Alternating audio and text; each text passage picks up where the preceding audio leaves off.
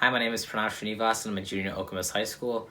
Fun fact about me is that my favorite sport is tennis, and today I'm going to show all of you how to make a daisy on a 3x3 Rubik's Cube, which is the first step to solving it. On a 3x3, there are three opposite sets of colors. There's yellow and white, green and blue, and orange and red. And I'm going to do the one with the yellow center and the four white edges, which should be right next to it. Here, here, here, and here. First thing you have to look for is if there's an edge that you can get next to the yellow in one turn, and if you see this white and turn it up, you have it next to the yellow.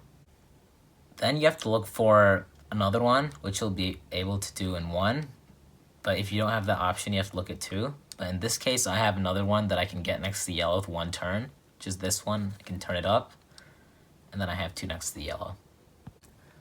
For the third edge, I don't have anything that I can get next to the yellow in one turn, so I have to look at the other white edges. And this one right here, if I make this turn, then I turn it up, you have the third edge next to the yellow. For the fourth one, I have another edge where I can get it next to the yellow in one turn. So if I do it like this, you have your daisy.